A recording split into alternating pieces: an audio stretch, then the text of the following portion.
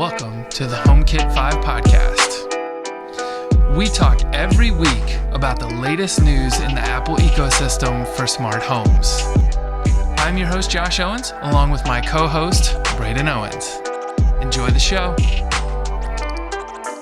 To episode 2 of the HomeKit 5 podcast. I am Josh Owens, and I'm Brayden Owens. I think what we're going to focus on this week is mostly all the news coming out of CES. There's a lot of it. We've got a lot. Yeah. You can see by Brayden's chicken scratch handwriting if you're watching on YouTube.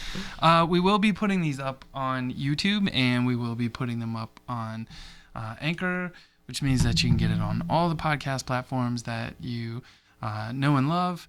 So if you are on any of those platforms, be sure to hit subscribe so those platforms know that you want to get all the new episodes as they come out. Yeah. Let's get to it. You ready? You want to start a timer? Let's see if we can do this in 5 minutes. 5 minutes in 3, 2, 1. All right, so the big news, there were a ton of devices that came out of CES. Yeah. I'm actually going to start with Votion. They kind of came out of nowhere. I had never heard of them. And like they popped up day 2 or 3. And they had like 11 HomeKit devices available. Yeah.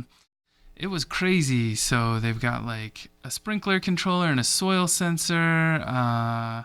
They even have a smart breaker, which I thought was kind of interesting. So you can install that like into an electrical panel.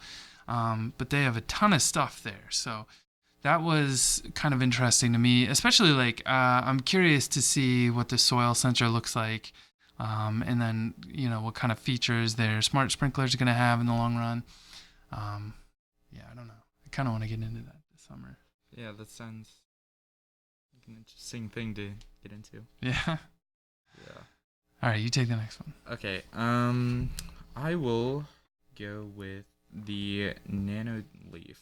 So they released some new and improved versions of their already existing lights and stuff, and basically it knows, like, it can learn from your behavior patterns and stuff. So it's like AI based. Uses a UIQ technology which combines a network of sensors, the Learning Series product, and an intelligent learning algorithm. With UIQ, a room knows when you're approaching, and the lights will gradually turn on before you enter, and the lights will also change based on the existing lights within the space working in harmony with the sun. Yeah, and then they have their touch-sensitive little tile panels. So, like, touch it and light up. Yeah. Have you actually seen that? Like a video of that? No, I haven't actually. I think they're very cool. I watched a YouTube video where someone installed it in their like home theater room. Yeah. And they were like, they used something to extend the picture, like the colors from the like what was on the TV, like into the tiles. Mm-hmm. But then you could like go and like touch the tiles, and it would like send these ripples out. It was really cool. Oh, cool. Yeah. So what else? ADT came out with did they have smart cameras, or was it just I thought I'd only seen the video doorbell. Oh no, they came out with cameras as well. Oh, did they? Okay. Yeah. So they have they're calling it like the ADT Blue series. Mm-hmm. But they're going to have a whole bunch of HomeKit enabled devices coming out. I think we're still waiting on the first official HomeKit doorbell. I think like Netimo had announced one, but it didn't come out. I don't know. I don't know who has one at this point. Honestly, last weekend we did a project where we got the Aqara wireless switch hooked up as a doorbell, and then we added a camera on the front porch. So yeah, kind of like a hack together video doorbell. Yeah, I don't know. I'm kind of interested to see, because they got like a 2K camera. I do think it does require an existing doorbell wire. So if you don't have one of those, you would definitely need to get one. HomeKit doorbell. I'm just double checking to see. Yeah. Oh, did they buy a company? Life Shield? Life Shield. So it looks like it'll be $199, can recognize faces, has two-way talking, custom motion zones, pretty standard stuff.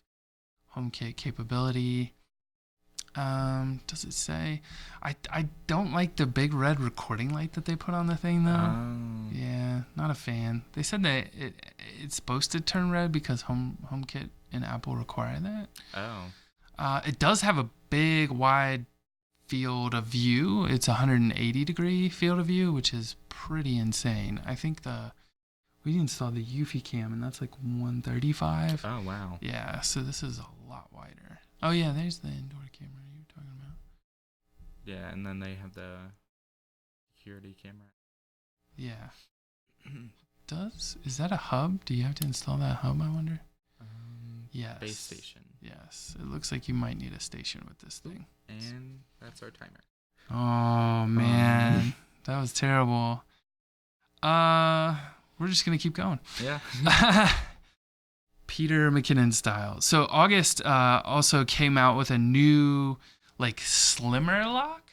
I'm kind of excited about that one because it looks like it takes smaller batteries and it's Wi-Fi now, so you won't need the hub that you needed with the old August. I've actually been thinking about putting an August on the back door here, because like upstairs we went with the Yale keyless lock, and that there's if the power goes out or like Wi-Fi goes down, it still has the keypad, but let's say the battery went out too, like crazy confluence of events.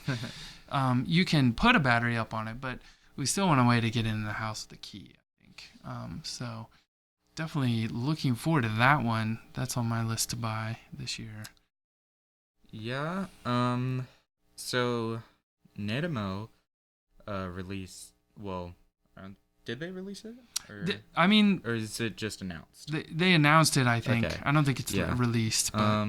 So they have a smart door lock that actually works through NFC. So you get like special little keys for it, and so it's like not Wi-Fi or anything. So it works. If you're watching, I'm holding up a little NFC tag, but it's basically like an NFC tag in the key, and then they have an NFC reader in the lock, and so it knows which key is being put in, and you can disable the keys or enable new keys. It's kind of interesting, but again, I question Netamo's ability to actually deliver on this. Yeah. It'll be interesting to see. One thing I was interested in, like I actually didn't see a whole lot of news about this.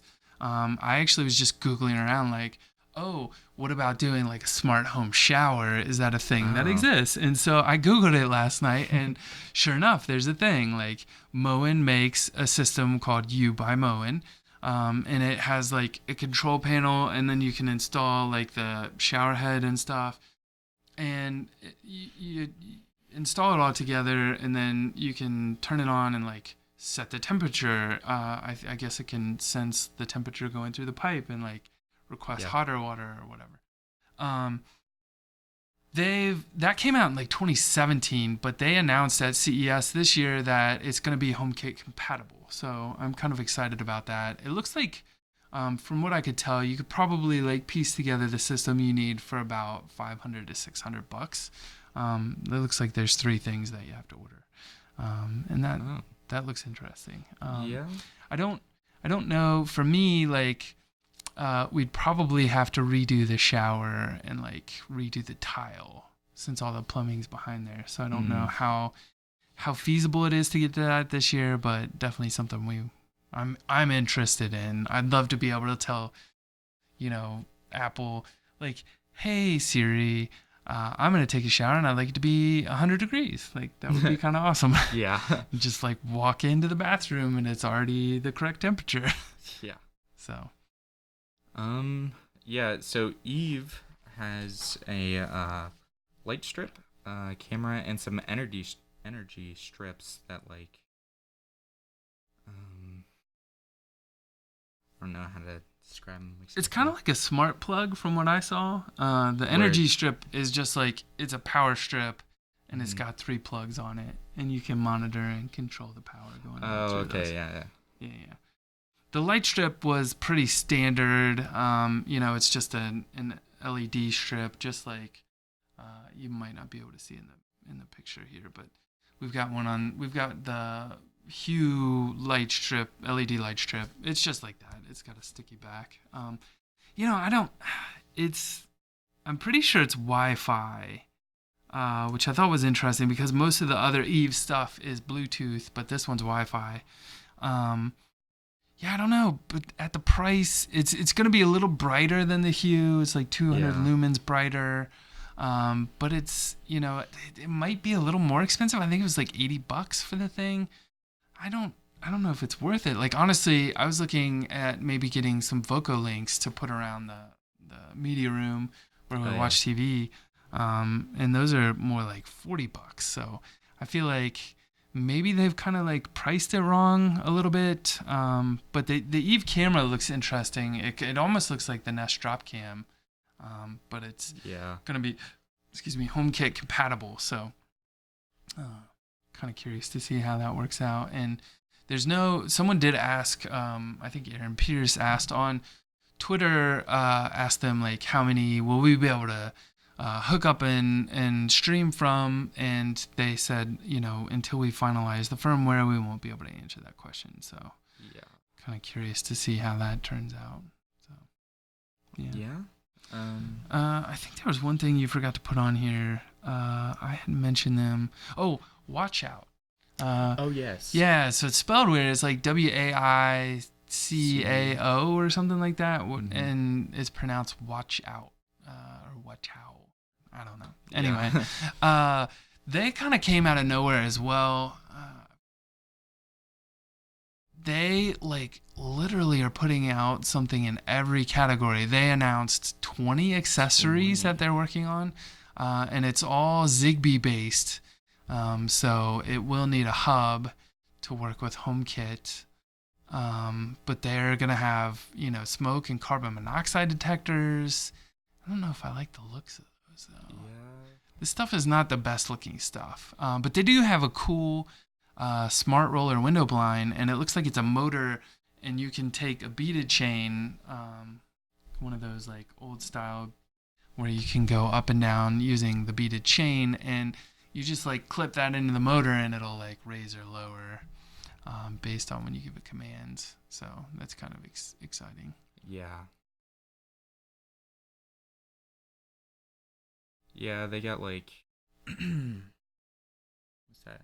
Smart controller there? Smart scene switch.